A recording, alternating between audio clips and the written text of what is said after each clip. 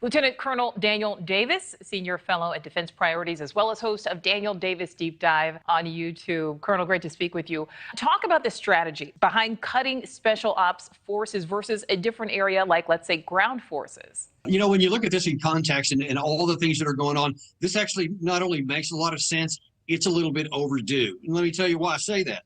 In 2001, before 9/11, there were about 43,000 special operation forces in the U.S. military, and that was deemed to be the right number for the missions that we had.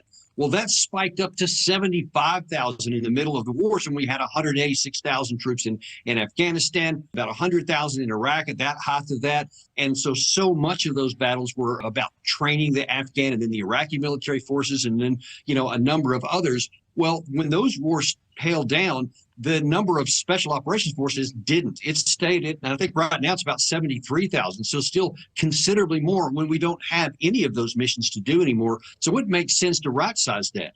The second thing that's going on simultaneous is you have a recruiting shortfall where the actual active duty troops are having trouble maintaining even their own billets, they call it, the positions in there, but like 15,000 in this 1 year alone.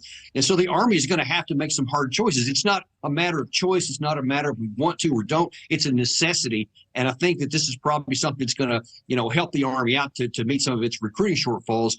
And then the last thing I do want to mention, though, is it also matters what the mission is we give. And we don't need to be sending a bunch of these limited resources out to places that are incidental to American national security, like all over the African continent. And that's something that's also going to be looked at. All right. So, Colonel, help me understand here, because we know we have this recruitment shortfall in so many different branches. So do these cuts mean people will be reassigned, or are these cuts in positions that weren't necessarily filled anyway? What they were talking about in the Green Berets, typically the way they'll do something like this is that they just won't replace people when they leave. And so and then when someone leaves a particular unit or they leave the military, it won't be filled. And so there won't be a physical cut, so to speak. That's how they often do this, because they just don't have the need for that many. I bet if you look deep right now, you'll find that a lot of the special operators of these 73,000 don't have a lot to do. And that's why when you look targeted at what the Pentagon says they're going to cut, it's the so-called enablers, the people who are in logistics, the people who are in communications, et cetera, which can be done by others, but it keeps the trigger pullers and the guys who are on the front line. Those numbers apparently are not going to drop. And that's an important point to bring up.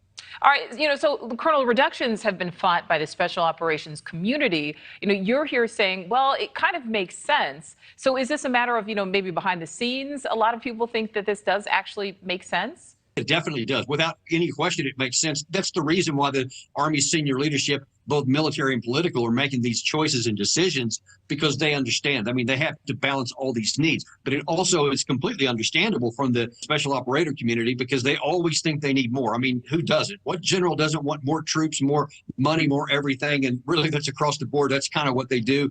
And that's why you need somebody at a higher level that can make the harder calls, because it's an emotional issue. Like you saw with the congressman there a second ago. It's a very emotional issue to him, because that's his branch, or what he was in.